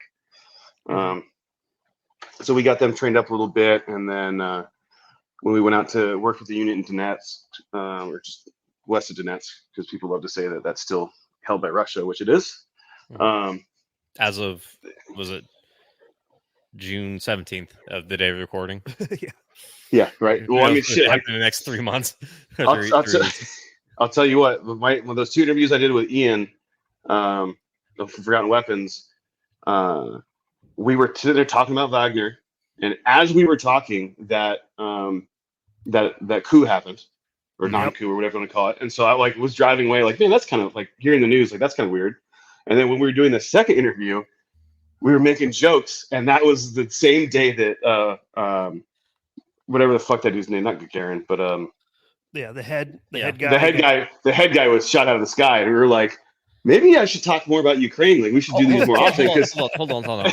Okay, so for my handler that's listening, we do not condone the conspiracy theories by Westerners that the imperialist traitors of the motherland was shot out of the sky it was a simple mechanical failure that happened to blow the wing off. Yep. G-forces and sciences beyond your comprehension. Trust us, trust the party, and continue on with your story. I just do not condone this. My handler will have my head. I found it so interesting, the amount of disinformation that was surrounding that from the get-go. You're surprised at the Russian disinformation? No. I don't even know who it came from, but it was like, oh, he wasn't even on the plane. Yeah, he was supposed to be on the plane, but he never actually got on the plane, and then it goes down, and then it turns out 2 weeks later that he actually was on the plane. So that was fairly. Man, he got MH37 so hard. It's yeah. So overall, Neil, what's your assessment from what you've seen while you're there? What you have seen from the news, however much you buy into it or not, where does Ukraine stand as far as you're concerned right now? That's kind of the reason. Go ahead. I was going to say, the reason why I asked, I think that you're probably one of the more articulate persons, not only in this room, but probably in our immediate circles, not only my personal circle, but probably Jefe's and yours, that can actually speak on this because you've actually been there, So I just want to understand, based off of what you've seen, what you've experienced while you've been there, what should us ignorant Americans expect? I don't say you ignorant American. I mean, it's kind of hard to discuss in I'll frame it for you real quick. Sure. I'm sure Jefe knows a little bit about this too. So they've been fighting the war with one hand tied behind their back the entire time. Mm-hmm. We give them weapons with stipulations. We give them, all right, we'll give you ATACMs, but you can't strike in Russia. We'll give you long range this, but you can't strike here. You do this, you do like they're being forced to fight a war, and not use full capabilities of things. Which I understand the geopolitical reasoning behind it, but the same thing with an ROE. If you do any sort of combat stuff, it's the ROE is what gets soldiers killed. It doesn't what keeps civilians safe. And that's speaking from unfortunately large amounts of experience with guys getting killed because of terrible leadership up top, throwing down decisions. And so I think that Ukraine can win, still can, absolutely, even after the pushes that would happen in this last week in the Northeast. The problem is they need to have ability to wage unrestricted warfare. They need to be able to strike Russia where and when they want to, and they need. And I mean, they're coming up, and I understand why they're coming up on battle fatigue from the civilian population, and people don't want to enlist anymore. So they're changing the draft ages. They're getting guys. They're guys that have gone abroad aren't coming home, and so I think it's going to boil down to a lot of it's going to be manpower. Ukraine is not a small country, population wise, but it's very small compared to what Russia can pull together, and it doesn't matter. How it's like the Chinese in the Korean War, when they entered, they could just throw warm bodies at the problem and win. And if Russia did that, Ukraine will lose. I don't think they will, but if they wanted to and they wanted to throw a full meat grinder, they could take the entire country in like probably 2 weeks. So you brought up the the Western alliances or the Western influences kind of hamstring Ukraine. So we heard, was it earlier on this week, that the U.S. has fully authorized the Ukrainians to start using U.S. weaponry in strikes into Russia. And then I was doing a little pre-show research. The Azov Brigade has now been actually authorized to be funded by, I guess, by NATO forces. Like the NATO funds are coming in and the supply. And I know the Azov Brigade, as controversial as the news has made them out, has been one of the key fighters, and at least in like the eastern side of, in the Donetsk and then the southern areas of Ukraine. Do you think that's going to change kind of the in your humble opinion? I know we're talking strategic operations here as people that have very tactical knowledge of the situation, but how do you think that's going to start changing the war in Ukraine? So there's two parts to this that's kind of difficult to navigate. Of course. So Azov is controversial because they were very right wing and they had a lot of pro-Nazi ideologies. Yeah. They've rebranded. They're now the 3rd Assault Battalion, Azov, and they're. I'm going to say this without sounding pro-Nazi, so I'm not a pro-Nazi. I am anti-Nazi for the fucking public. Do not misconstrue this. Those dudes are a bunch of fucking chads when it comes to killing Russians. Yeah. Nobody does it better, and they'll do it with nothing. So them being supplied American weapons might make them a little more deadly, a little more dangerous, but ultimately those dudes will put Russian bodies in the ground at the same rate they have been for the last 2 years, 3 years, 4 years. No, and and I would assume the people, the audience that are listening, can understand the difference between. Yes, do you have some controversial opinions, or first of all, if you sat down with somebody from the Azov Battalion, would you probably go away with a lot of disagreements? Yeah, absolutely. About world politics and social economic issues. But if they're really good at killing the enemy, and we are actively trying to, or let me rephrase that, if the goal at the end of the day is to repel Russians from the area, if that's the best tool we have right now, that the Ukrainians have right now, that's a good tool to use.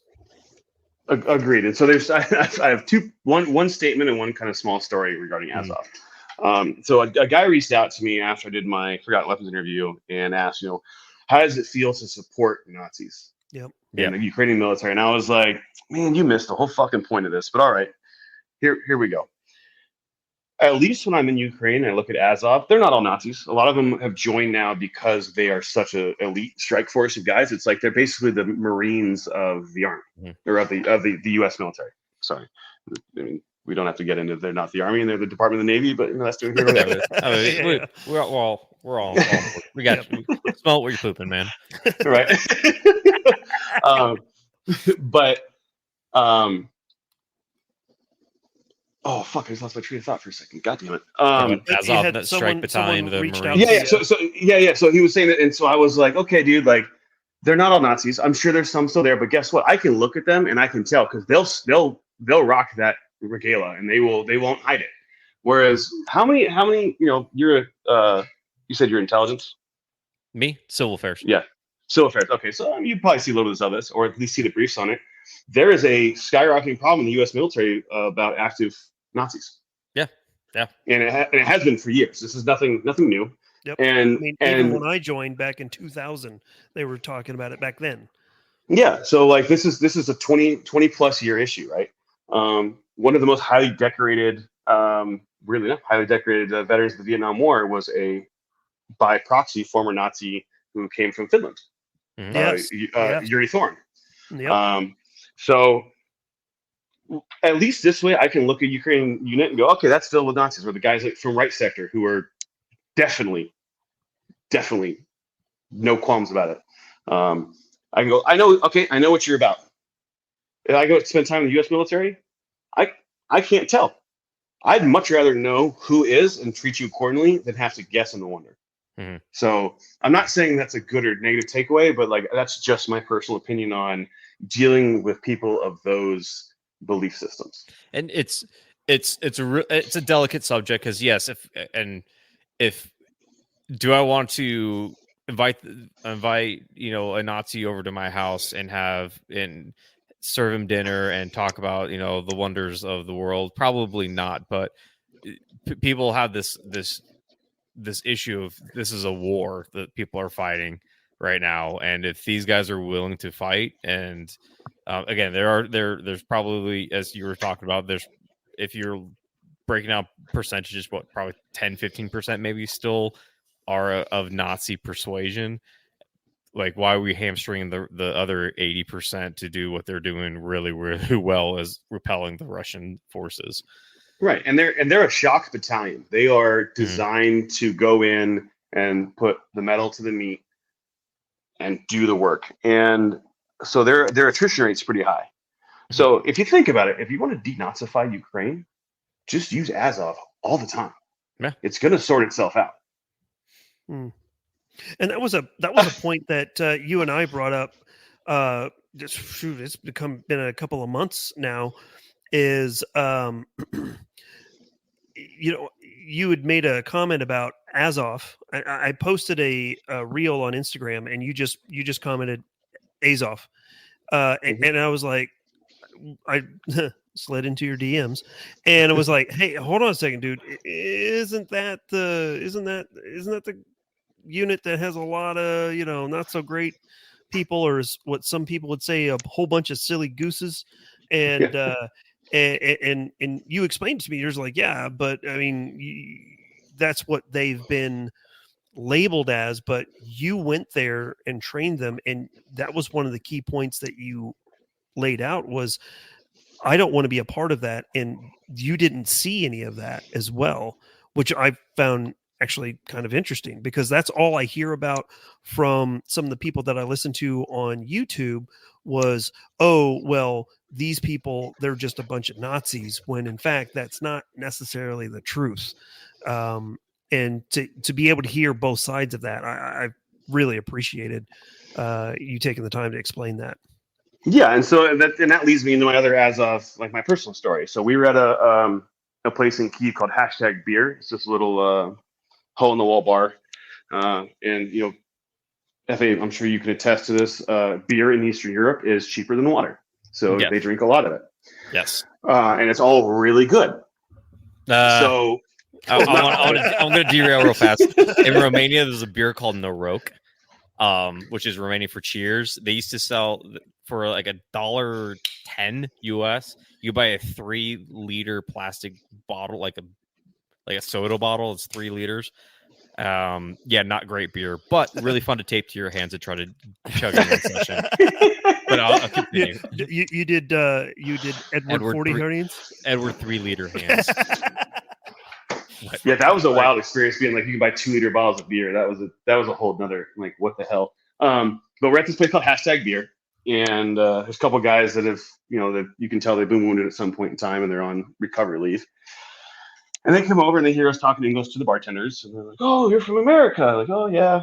"Oh, what do you do?" I was like, "Oh, I'm here. I'm an instructor, and this guy's this instructor. This guy's this instructor. These are our specialties." And they were like, "Oh, okay. Well, we're having a party. You should join us. Like, come eat some food and drink the beer. It's on us. No big deal." And I was like, "No, I mean, we're just being low key. We're not partying. I just got into town, and we're just trying to, kind of get the lay of the land."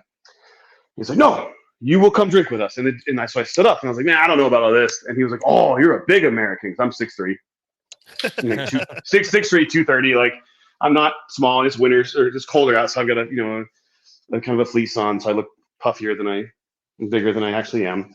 He's like, "Oh, you're a big American. You need to come fight with us. Join Azov. Come." And I was like, "Whoa, pause. Hold on." He was like, "No, come with us." He was super nice, but like in my head, just like we talked before, they do have that stigma and that background. And so I was like, I don't know if like I really want to do this, but they were like, okay, they kind of let us alone. But they'd always, they kind of, "Hey, cheers, and come drink with us." And they're like, "Oh, no, thanks." They ended up being fine. We ended up leaving, and I mean, there was like 30 of them there, and some of them were giving us some pretty bad stares. Some of them were super nice, and then come to find out, the guy that had come talk to me, can't remember his name, but he's like the lead public relations recruiter for Azov. And I think he looked at me and was like, "This guy is our ticket to American money." Yeah, and that's what's so funny, because you run into those guys all the time in Eastern Europe. The second they find out you're American, they are the best entrepreneurs on trying to figure out how they can, I don't want to say exploit your friendship, but they're very good at making you feel like super important. Yeah, they're very good at that, at working the relationship and the ego and the like they're great salesmen. But you don't even know you want to buy anything, but they're like, "No, you're good." You're like, "How did I get myself in this situation?" Yeah. Next thing you're trained with two of the FSB guys, and you're like, "Oh, I don't want to be here anymore." Yeah, all of a sudden, this is not fun. You're all of a sudden, you're Bert Kreschner story. You're part of the Russian mafia. Oh yeah, I am the machine. Only you're not Bert Kreschner, and you're not funny. Yeah. That's hilarious. Right on. All right. Well, that was a little bit more than I was expecting when it came to your time in Ukraine, and I really do appreciate you taking the time to talk through that. But what else is there for Neil outside of firearms and guns, death, and war? Yeah. And Ukrainian Tinder. What makes Neil tick? I mean, Ukrainian Tinder. I'll tell you, Ukrainian Tinder makes you do more than tech. I mean, not much. So I actually, my like we talked before, my Instagram handle is the Combat Accountant.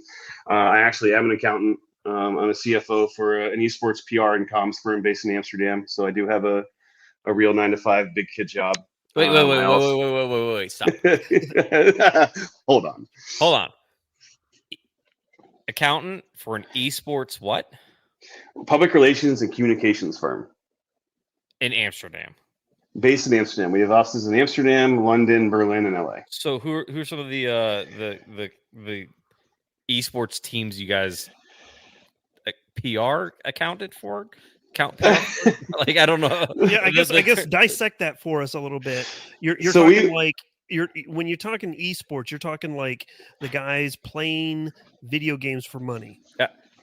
Yeah. This is my expertise, because I used to get paid to play Call of Duty 4. So Yeah, so kind of like that. So we work with developers, organizers, streamers, YouTubers, individual players, and teams, as well as anybody else within the space that wants to give us money.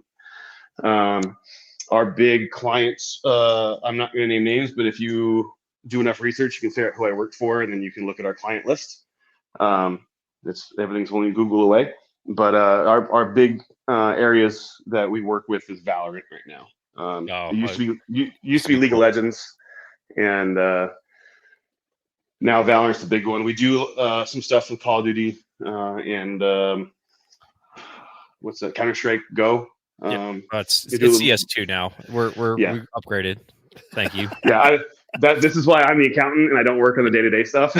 I've been playing that game since like 1999. So like that Counter-Strike, not Valorant, because Valorant's for douches. But I won't get into that. This is not a video game channel. This is But at the same time, though, like that's kind of a firearms related thing. So like I used to play the original Counter-Strike, but then they had the mod that was Day of Defeat, which is the World War II one. I was huge on that back like when we had LAN parties back in the day. I got that.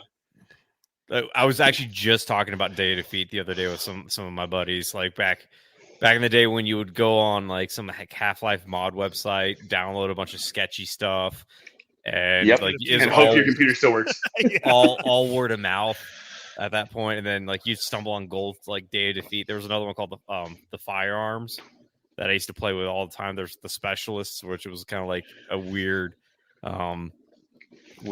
Matrix style. Like I think I did try to play that one. So it's crazy to hear people. People had similar childhoods that weren't. I wasn't unique in my autistic upbringing. Right, and speaking of autism, so I had a joke. I watched the movie. Oh yeah, you see the movie The Accountant? Yes. So I finally watched that a couple months ago, and I was like, I kind of empathize or related with the character a little more than I probably should have, and I was like starting to think about it, and I was like, man, what the fuck? So I called my mom, and I'm like, Mom, did we just call it ADHD in the 80s? Was that just like what's now considered autism? And like in my head, the answer is no, right? She goes, well, I don't know. Maybe you should go get checked. And I was like, what the fuck? The answer is no. And so I still haven't got checked. I feel like every kid that grew up like in the 80s has that. It's I'm a late 80s kid, so like in the early 90s when my second grade teacher's trying to like prescribe me Ritalin so I can like focus. I feel like that's just it must have been like all the mercury and fluoride in the water when we used to like wash our teeth with fluoride. That has to be it. Oh yeah. Like school mandated you sit there and have bubblegum fluoride in your teeth. Oh, I remember that. So do you get an opportunity to travel a lot with this job, or is it just mainly just office type stuff? Mainly office stuff. So I work remote for that, and I do have opportunities to travel, but not as many. The esports world has kind of taken a bit of a dive. So all the world championship matches and stuff. E3 was canceled, or I think just canceled for good now. It's totally gone. It's kind of frustrating because I want to go to E3 my entire life. I finally negotiate a job where I can legitimately go, and the one time I get a ticket, it's fucking canceled, and I've screamed like at the world because I was like, this is like a childhood core dream. So not only were you the reason the Russian coup failed and that the head of Wagner is dead, but you're also the reason E3 is canceled. That's all I'm getting from this entire interview. I mean, that sounds about right. So if our audience members are listening and want to do a cool, fun event or fly a janky airplane through Russian airspace, do not talk to Neil. Don't even think about Neil. Don't interact with Neil. Just delete him from all thought. That's funny. Yeah. And then, do you know why E3 was canceled? Oh, yeah. No one wanted to do it anymore. It's kind of like how SHOT Show's going to be in about 5 years. You still like going. I like going because I like having hot dogs and drinking with the boys. I got a signed magazine from Nate from Seaburn Art that has a picture of Joe Biden on it. It's pretty cool. Yeah, there you go. So yeah, and then I also took my other time I worked full time at Pro 2 Customs doing helping with the Cerakote Kydex and all that, as you've seen from all of our beautifully painted guns that are running around matches. You were sporting the good old Desert Storm chocolate chip at AK Masters. Is that right? That was Vu. That was one of our other guys. Oh, that works okay, for the shop. okay. I ran my I built out a 13-inch Rock 762 Galil and did that in because all my match guns are Tiger Stripe, so I did that one in Alpine Tiger. Nice. So do you build a bunch of your own guns too, or is that something that's a new hobby of yours? So I like to call it tinker. So there's the line between building and tinkering or customizing, I think, is kind of blurred. Yeah. Like I've never like I build ARs. Like, no, you order PSA parts and put it together in your right. You're not a gun builder. No, and then I've never squished a rivet on an AK before, but I'm hoping to. I'm building a 74U in the next week or two. Oh, very nice. And so I'm hoping to get that and not make it look like shit. What kit are you using? Oh, just a Schaefer custom. I'm not bougie. Okay, that's fair. That's going to be Zach Schaefer. We've talked about him before. Is it the guy who made the Makarov? Yes. I want one. I want one. So go ahead.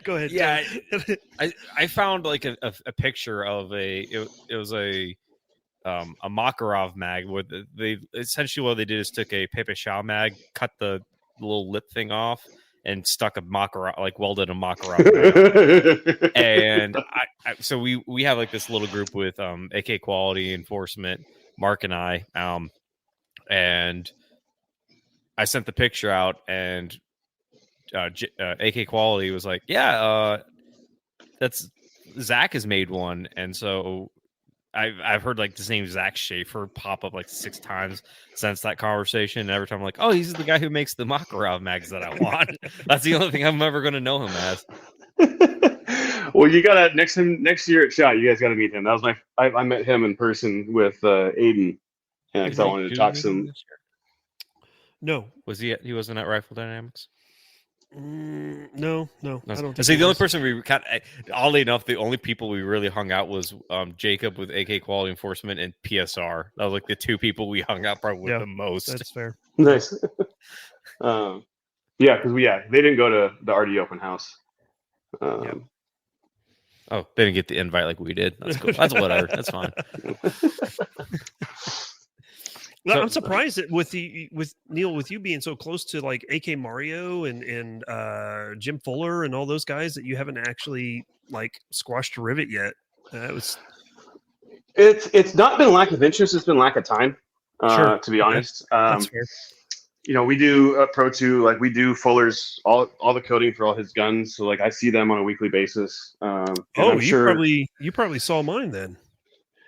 Yeah, if you have a gun that's built through Jim and it gets painted anything, we do it. Yep. Okay. But he comes down, like he helped us with our PKM. We have the thing. It's just I don't have the time to go away from the shop, and like the little time I do have, I kind of come on, man, homebody.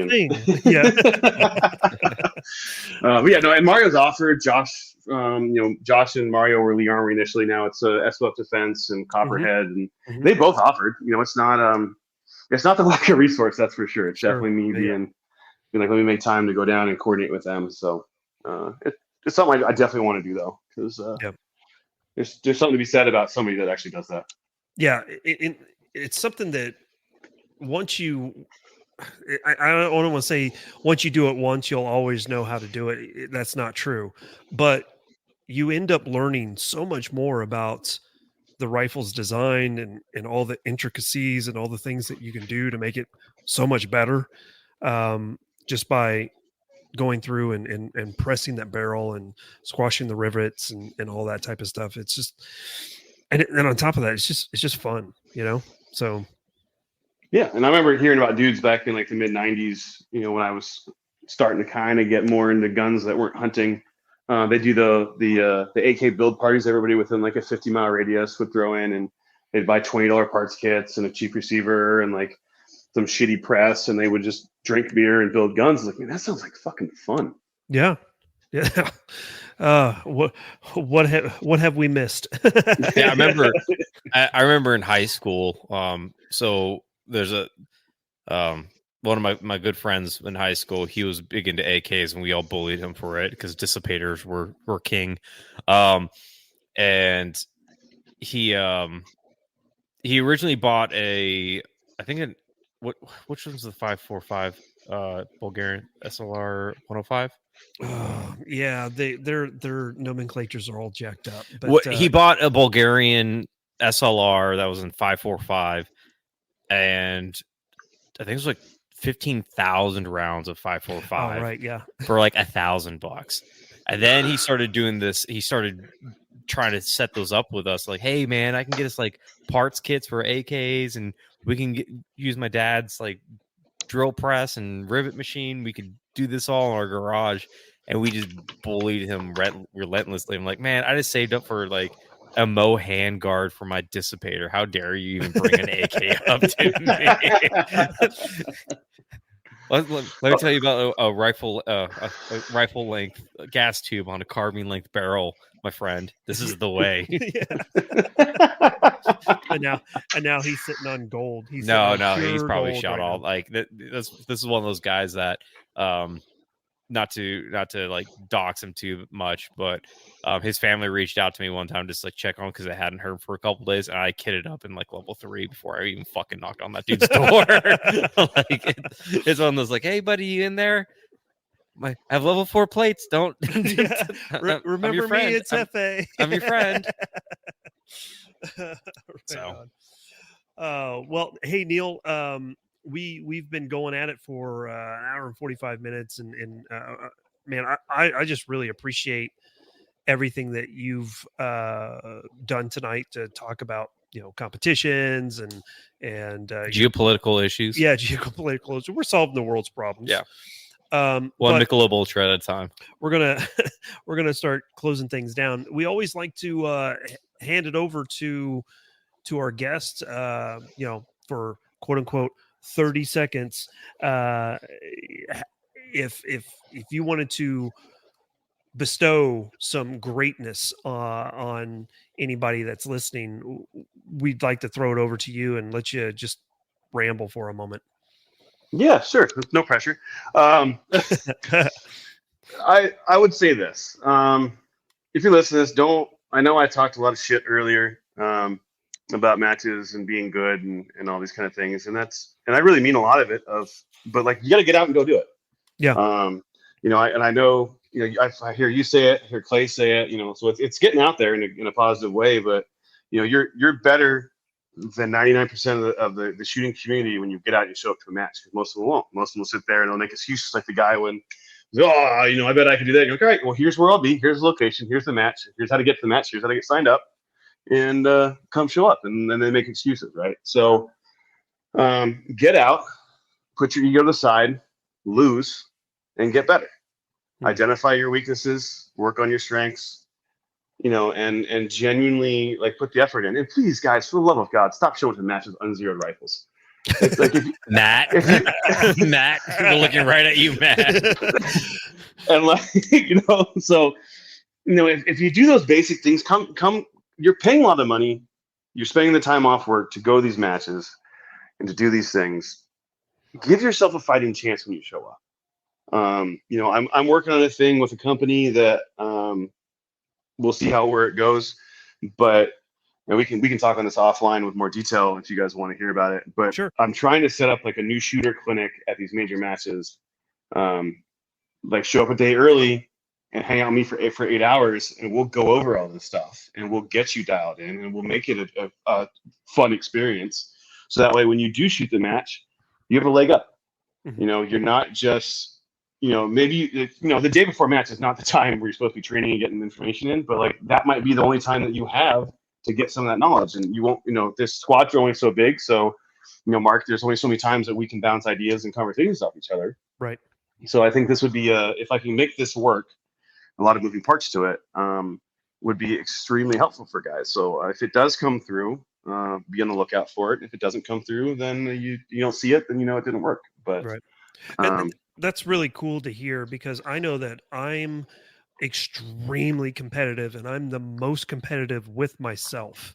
So going into these matches, and I just completely mess something up, and I'm just so down on myself to be able to have someone to kind of coach you through a few things a day ahead of time, man, that would be really cool, I think. So, but all right, cool, man. Hefe, what do you got anything? So since we talked a lot of civil affairs stuff, like the two people that will get this, data device, stabilize the civil environment and consolidate gains. There you go. There you go, I guys. have no idea what that means. Yeah.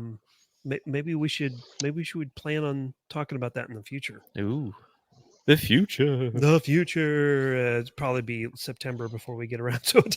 Oh no, we're I mean, we're booked out to August. Yeah, that's true. We have, because we've had John's, as of today, his, like, as of right now, is released. We have, you're going to be 1st of July, yep, and then we have another gentleman, Yep, Ryan. Ryan, is going to be released the 15th. Yep. We might have Chuck Chuck. Yep. Yeah, that'll be cool. We'll see how that goes. So, my thing real quick is, Hefe's talked about it, and he's probably going to roll his eyes backwards into his head. But figure out what an area study is. Oh my fucking god! Really? And go do one. I've been talking about this. I've been talking this for like a year now, and this guy's finally listening. Like, maybe I should figure out what's going on in my area. But it's going to help you prepare for just daily life. It's going to help you prepare for situations when the PMECE grid goes PT down. scope, guys. Remember that acronym. Live by that acronym. Say it again. PMECE PT scope. Okay, there you go. We'll learn about more of that in the future. But with all of that being said, again, Neil, thank you so much for being our guest this evening and spending almost 2 hours with us. You're one of the dudes that, like I said, I aspire to compete with on all the different competitions that we go to. I'm always asking, what's Neil doing? How's he doing? Trying to figure out where I compare to you. And just get a PKM, man. I know. That's all you got to do. So again, thanks again. The P stands for peak performance. Yep. We'll have all of your contact where you can find Neil down in the comments or the description of this podcast. So if you guys are interested in following him on the social medias, we've got you on Instagram. Is there anywhere else that people need to come look for you? That's the only one currently. Okay. If you follow me there might be an upcoming announcement for YouTube, but that is time dependent on life. So we'll see. Yeah, totally understand that. So we'll have, at the very least, your Instagram handle down in the description below. And like I said, we're going to go ahead and get out of here. Hefe, anything else? You want me to give it another 30 seconds? Or you... No, I'm just... no, nothing sure. else. Yeah, okay. Nothing else. Okay. The VCPTA scope. Yeah. Again, Neil, thanks again. And don't forget to live, laugh, and LARP. We'll catch you guys in the next episode. Take it easy, y'all.